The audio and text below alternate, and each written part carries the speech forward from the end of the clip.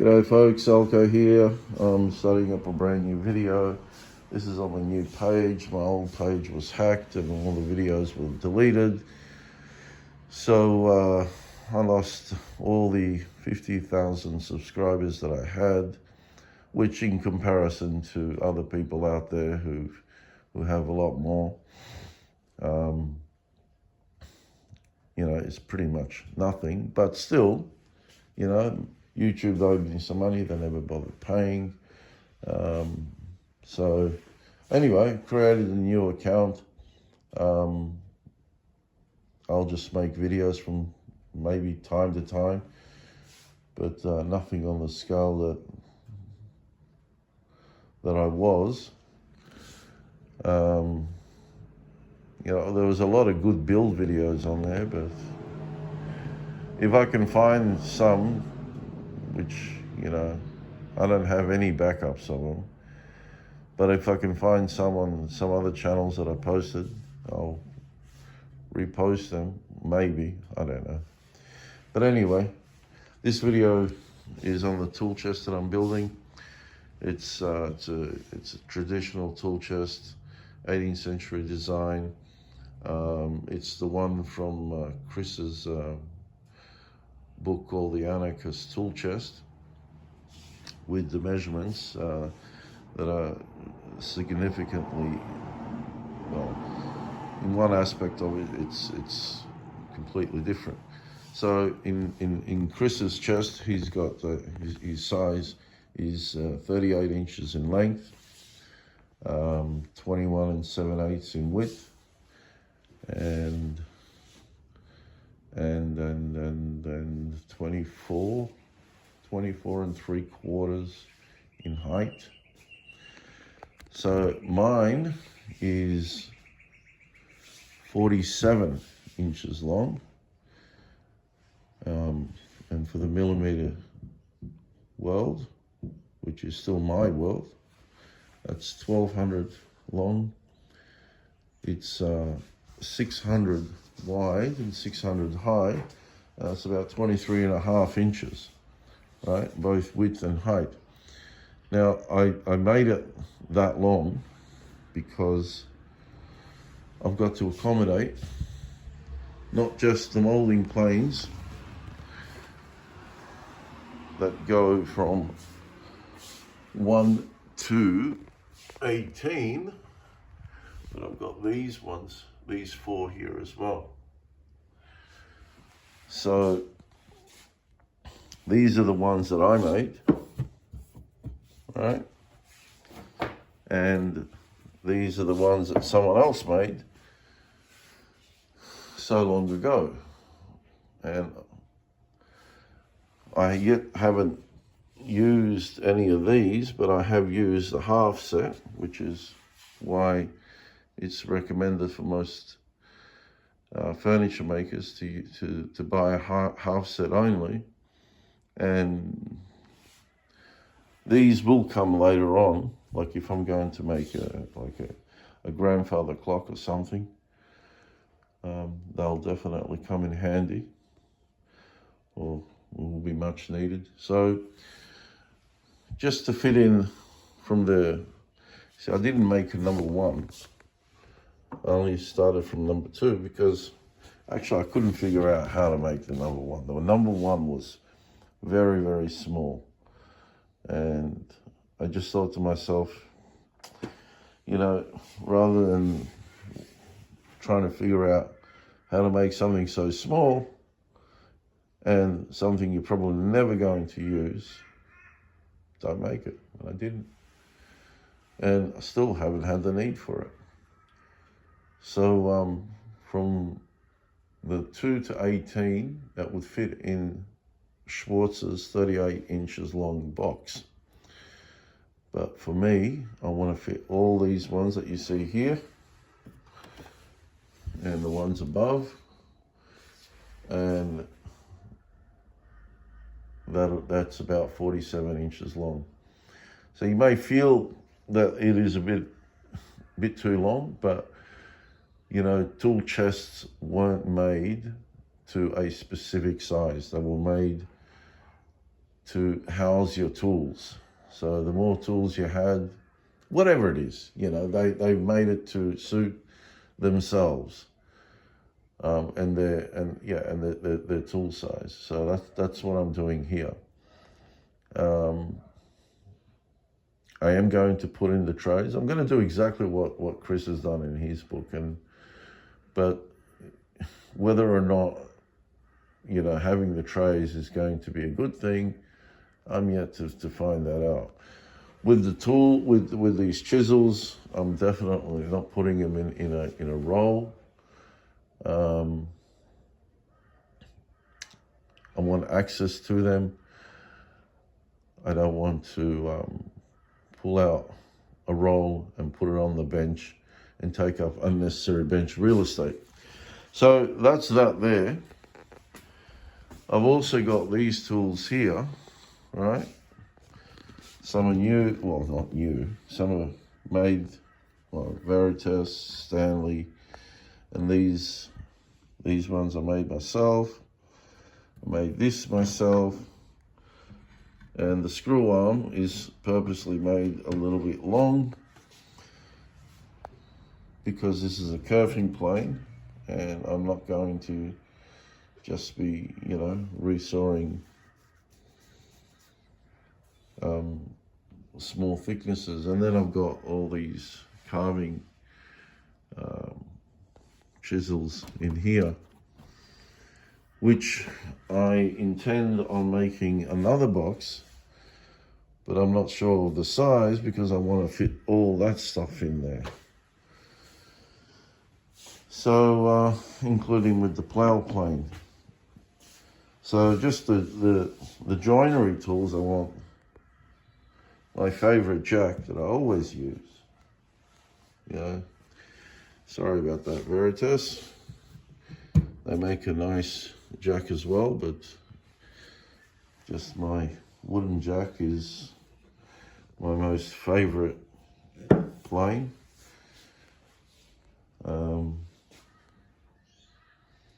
I don't know why, it just is.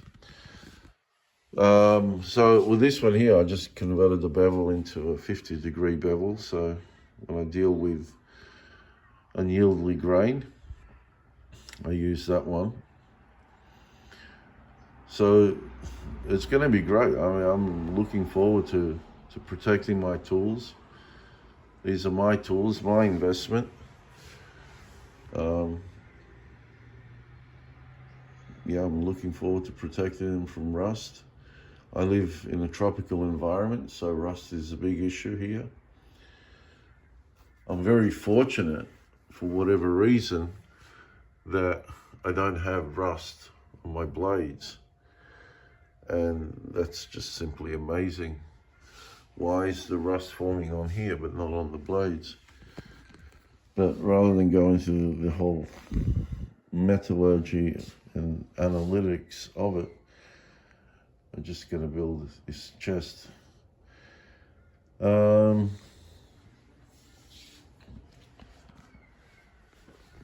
going to paint it also traditional black, which is, I'm going to use also a traditional milk paint finish. This I bought from Bunnings. I never thought Bunnings would sell this, but they do. Now, this is obviously brought from America, and this isn't a true milk paint finish. So it's got some latex paint in it, but it's a very small amount. But the thing is that this won't go off in a few weeks like a true milk powder or paint will. So it's 946 mil, which is why I said that it's from America, because that comes to a quart.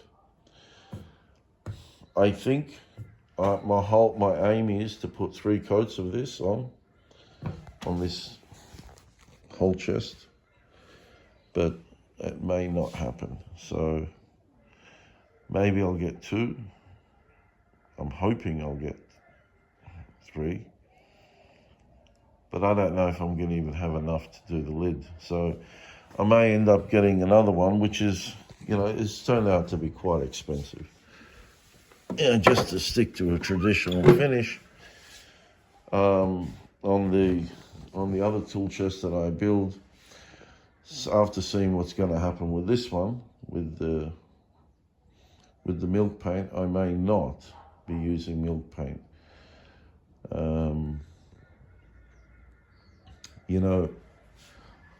I do know how to make my own chalk paint. That's something I showed in the video as well, but that video is gone. And I use plaster of Paris for that. And having only just recently seen one of my projects that went up for auction for charity, that had milk paint on it. Not milk paint, chalk paint that I made.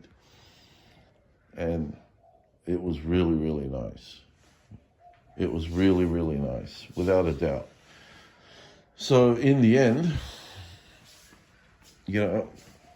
all I have to do is just buy like this ceiling paint here. It says flat plastic. You can buy 4 liters of that. And in black color, and mix my own this plaster of Paris and make a chalk paint. And I swear it just, I can't tell the difference between it and milk paint from what I've seen on TV. So I've never used milk paint before. I know that you can buy it in powdered form, and it's about 60 grams. You get 60 grams, and it costs somewhere, from what I remember, it says $46 to $50, or no, to $60, one or the other. So you don't get very much, and it's expensive.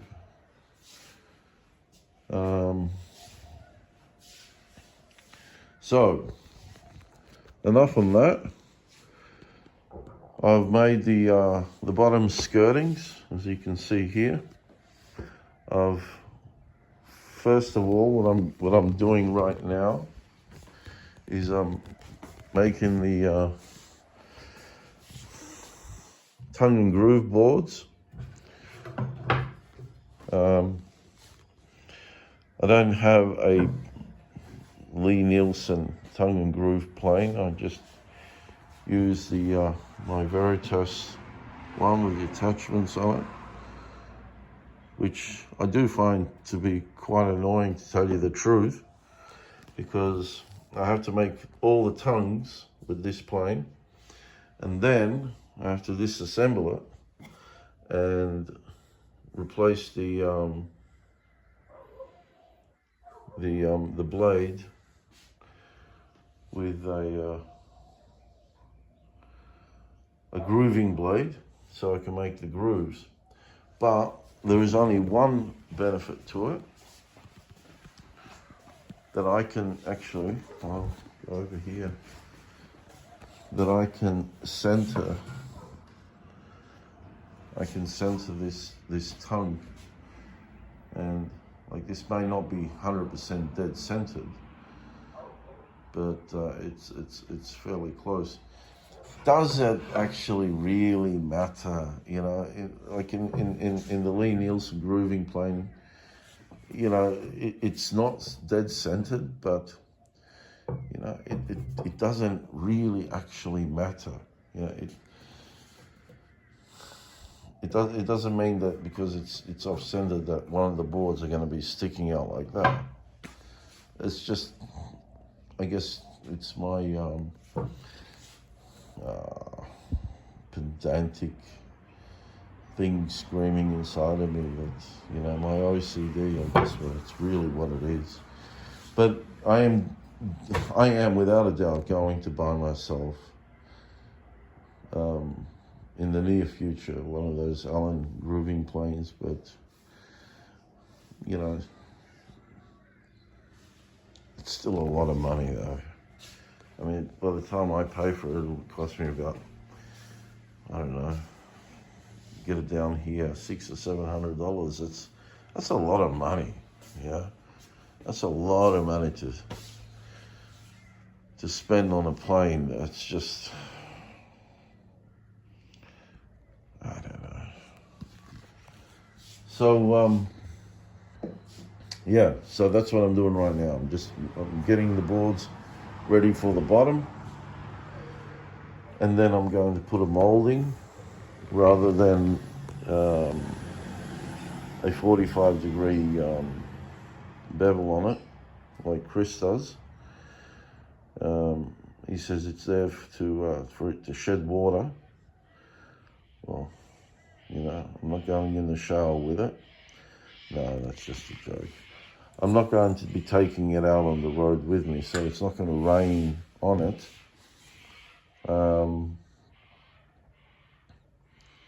So for me, it's just going to be aesthetics.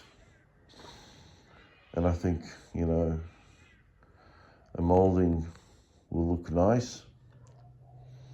And then I'll attach that to the case, and then attach the bottom boards, and then I'll make the skirting. So remember, this is upside down, and then I'll make the skirtings for the top here. And then when I'm done doing that, then I'll start setting out all the insides to house my numerous saws that I've got. I'm thinking, like, what can I live without? But I can't live without any of them. This is typical 4.5 PPI by Henry Diston, dated 1897 to 1917, because no one knows the exact date of this saw. So that's good in thicker material. This is my regular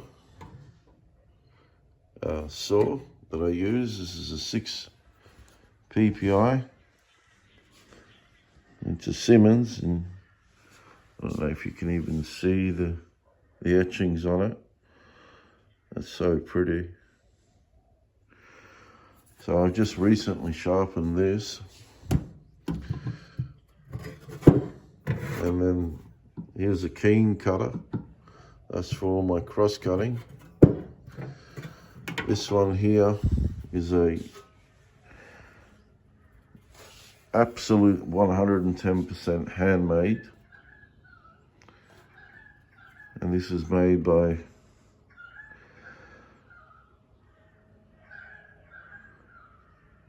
Bob Rozierski. I asked him to make me one. And it's a copy from a Henry Diston's 1850 model. So that's a rip saw, and I can easily cut 3/4 inch material with it, but I'd just rather use this one for the 3/4 inch. Anything that's less than 3/4, I use this. It's so well sharpened, set, you know, very, very nice. This one here, this is another Simmons, and you can see the etchings on this one so well. Well, I can see it, the camera's not really showing it. Look at that. That's so beautiful. I bought this from a friend of mine, Paul Britton. He's a saw collector. And he sharpened this so nicely. And the rest is Lee Nielsen, tenon, back saw. The 2 crosscut saws, 2 crosscut saws and a rip. So this is so well sharpened, so well set that you feel like when you're sawing, you know, there's no like little catches that you get. It's just like going through butter. It's so beautiful to use. And yes, it's the length is a great idea. You take less strokes to cut a piece of material than you would with this one, which is discontinued by Lee Nielsen. You won't get that size again. But this one I'm always reaching for, as opposed to this one. And I just don't know why, you know? I don't know why. This one just works wonderfully, but I just keep reaching for the other. So I've been toying in my head on whether or not I should sell it and just have one less saw to worry about fitting in the tool case, in the tool chest, I mean. So that's where I'm at right now. What else? Yeah, I've also got to fit this somewhere. So I think that's those ones are going to go on the next tool chest. But well, that's it for now, folks. So I'm just going to continue making the groove, this one here. You've probably noticed that I've used different, they're not all the same wood. So you can see this is different to this. This was off a, this is recycled timber that was off a bed.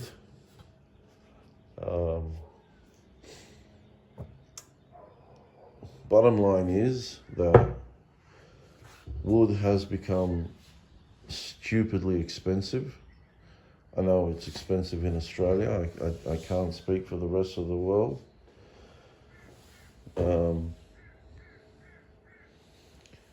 It is very expensive, and this is turning out to be an insanely expensive project. So I still have, you know, I still have the lid to make, which I haven't got the wood for, so I have to buy that. Fortunately, I do have lots of red oak that I bought way back in 2010.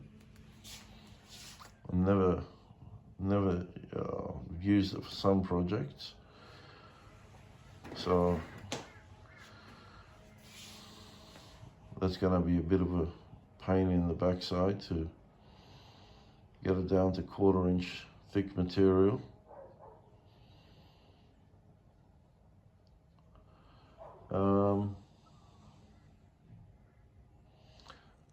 And then I'm going to make, so the red oak is going to be for the bottom of the tray. This is Tassie oak, and that's going to be for the sides. So I'm fortunate I've got timber there. Plus this is all 1/4 sawn, as you can see there. So I'm very fortunate I've got that. All I've got to do is just buy some more pine for the lid.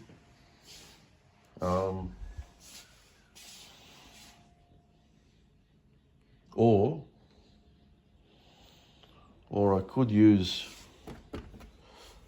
this hoop pine, but you know what? This hoop pine is, yeah, it's beautiful timber. You know, a lot of people, well, it's not a lot of people, some people, they snarl at it. They say, oh, that's used for broom handles and so forth. But these people probably haven't made a single thing in their life. So, you know, now when people talk, I take 3/4 of it and throw it down the drain and then analyse the rest of it and decide whether to keep what they're saying to be truth or not. But I found this particular timber, this hoop pine, to be very, very nice timber to work with. Like just drop dead gorgeous to work with. But it is tough material. So me planing this down would be very hard work, what they call hard yakka. So that's why I'm not inclined to use it, and I'll just save it for clocks or other things. That'll be a lot more beneficial. I got some jalutong in the back there, which is nice for carving. And that's very expensive now. Apparently this durian is unavailable. Whether it's true or not, or they're just hoarding it is another thing, so they can raise the prices. And that's what I'm going to make my wooden jointer from.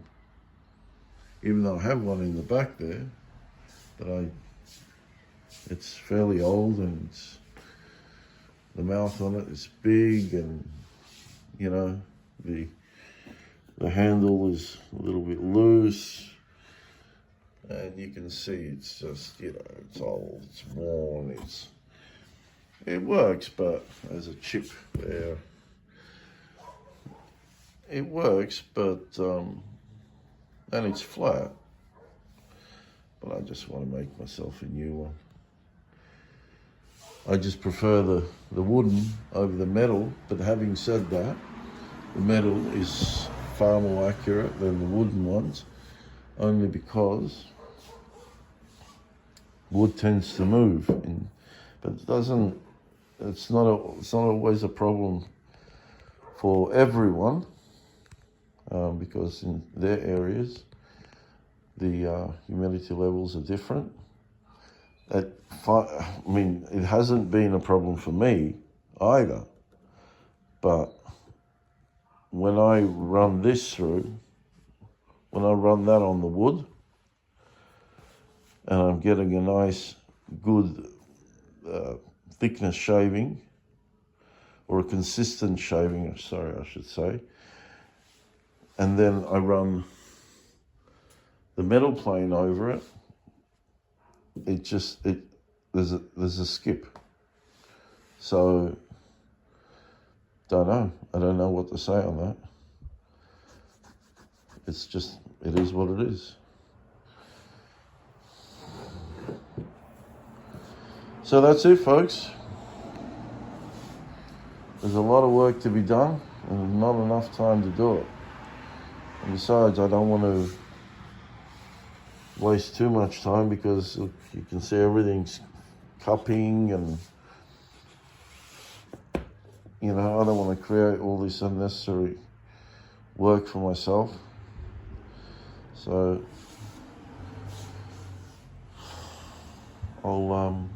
maybe of course I will. In the progress, I'll make another video. Cheers. Thanks for watching.